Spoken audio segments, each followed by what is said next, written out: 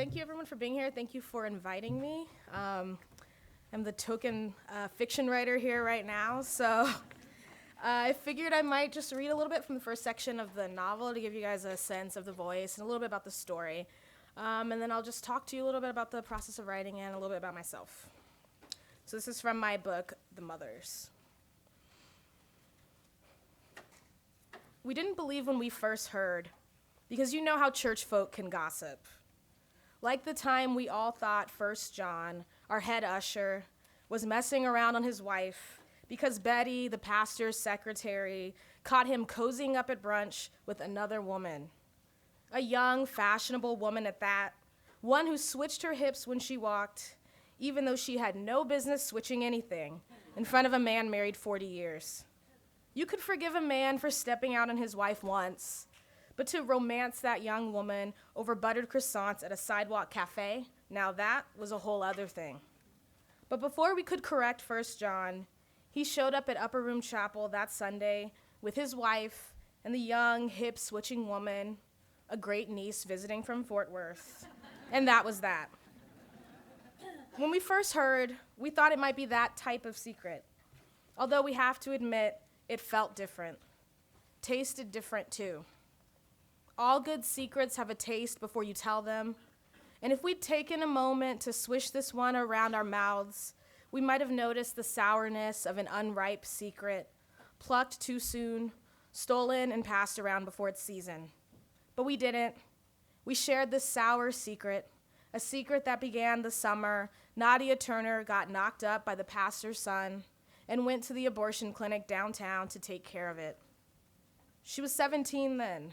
She lived with her father, a Marine, and without her mother, who had killed herself 6 months earlier. Since then, the girl had earned a wild reputation. She was young and scared and trying to hide her scared in her prettiness. And she was pretty, beautiful even, with amber skin, silky long hair, and eyes swirled brown and gray and gold. Like most girls, she'd already learned that pretty exposes you and pretty hides you. And like most girls, she hadn't yet learned how to navigate the difference. So we heard all about her sojourns across the border to dance clubs in Tijuana, the water bottle she carried around Oceanside High filled with vodka, the Saturdays she spent on base playing pool with Marines, nights that ended with her heels pressed against some man's foggy window. Just tales, maybe, except for one we now know is true. She spent her senior year of high school rolling around in bed with Luke Shepard, and come springtime, his baby was growing inside her. So that's the opening section to the book. I like to hit the ground running. So, this is my novel, The Mothers. It's essentially a story about this girl named Nadia Turner, who's this really smart, young black girl who grows up in this beach town in San Diego. Her mother has recently died, and in the wake of her grief, she falls for her pastor's son, Luke, who's a former college football star who's been sidelined by terrible injury. She gets pregnant, she decides to terminate that pregnancy, and the rest of the book follows her life, Luke's life, and also the life of her best friend Aubrey, who sort of comes in between her and Luke in some interesting ways as they all get older and they become adults. So I'm often asked about where this book comes from. I'm often asked if it's based on anything real, which it's not. There's no salacious backstory in a church I've gone to or anything. But I think of it having a couple different origins. So the personal origin, I think, is just as a teenager, I remember my mother telling me once that the one thing I could do that would break my father's heart is if I got pregnant young. And that was something that really just rattled me because she wasn't telling me not to get pregnant young because it would, derail my college plans or because I wasn't ready to be a parent. It was this idea that that would be something that would be hurtful to my family. So that was something that always just really scared me as a young girl.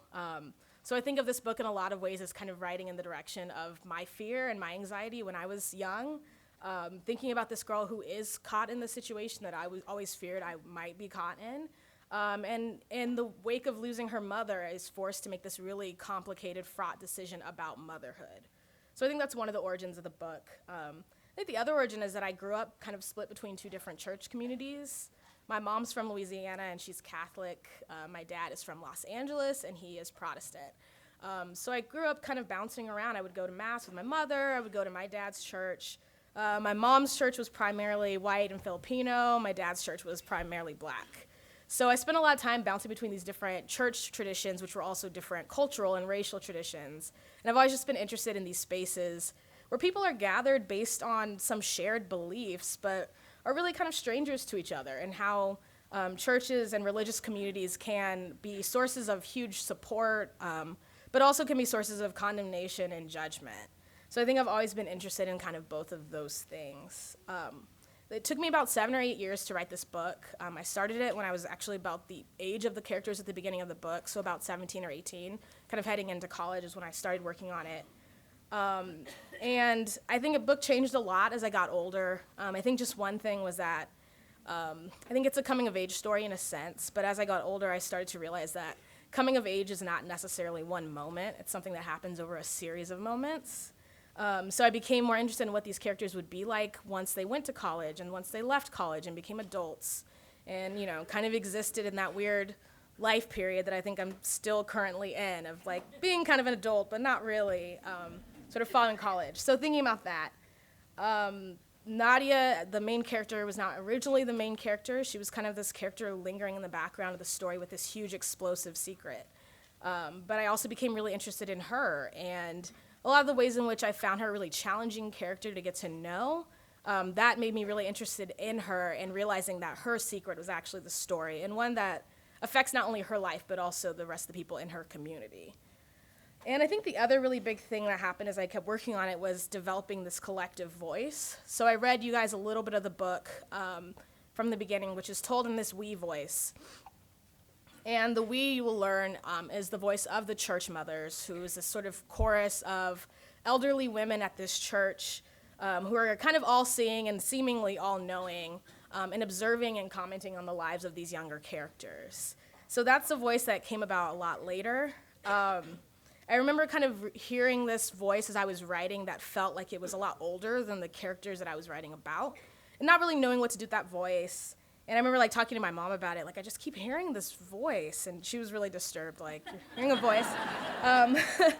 But, you know, it was the voice of this church that felt older, and it felt female, and it felt like it came from this very specific tradition.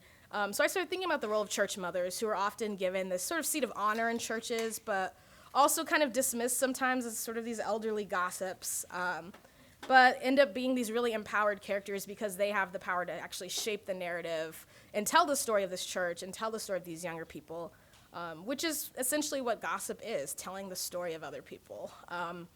So that's something that came about too. And for me, that was fun to write as a young person, to channel the voice of these women in their 80s and in their 90s, because it sort of created this intergenerational conversation between these young characters who are going through these huge life moments, and between these older characters who feel like they've kind of been there and done that and seen it all.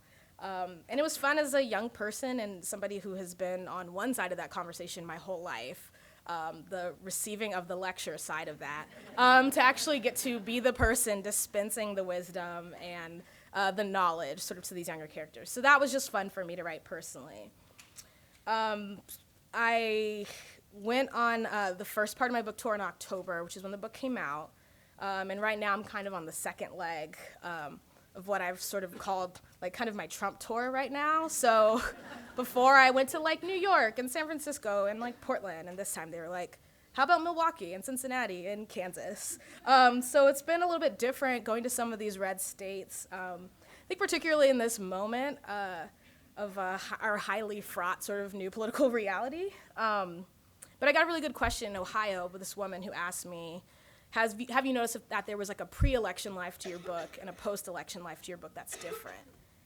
And it's something I don't have a great answer for yet because I think it's still so early. But it's something I've been thinking about because I think my book has a lot of highly fraught topics. Nonetheless, there's an abortion at the center of it. It's a book that involves race and involves gender, in the aftermath of an election when those were very fraught topics. So this is something I continue to think about, how readers in different communities are reacting to the book. But I think that the thing that has been really surprising and exciting for me is just going to all these different places and seeing readers who are reacting and responding to this book on an emotional level that defies any of my expectations or beliefs about where people are politically affiliated. I've weirdly had a lot of clergy reach out to me about this book in like very complimentary ways. I had like a priest in Texas tell me he loved the book, and I had another minister in like Ohio who told me that he was going to assign, like he wanted to suggest the book for like his church book club so that they could read it, and like that it gave him a sense of what some of the people in his church congregation might be going through that they might not share with him. And you know, so I think there are ways in which we all have these expectations of where people's politics lie and how they will react to books. But I think to me, what has been really exciting is seeing how people from all racial backgrounds and different nationalities and genders and political affiliations have reacted to whatever is essentially human at the center of this book. And I think that it has given me a newfound hope in our really fraught political time, that fiction is something that can sort of bridge us across red states and blue states and everything in between. And also that the way that people feel about issues like abortion are super complicated and a lot more complicated than our politics would suggest. So that's been something that's just been really exciting for me to see. But thank you all for having me. I'm going to wrap up, and I would be happy to take any questions later. Thank you.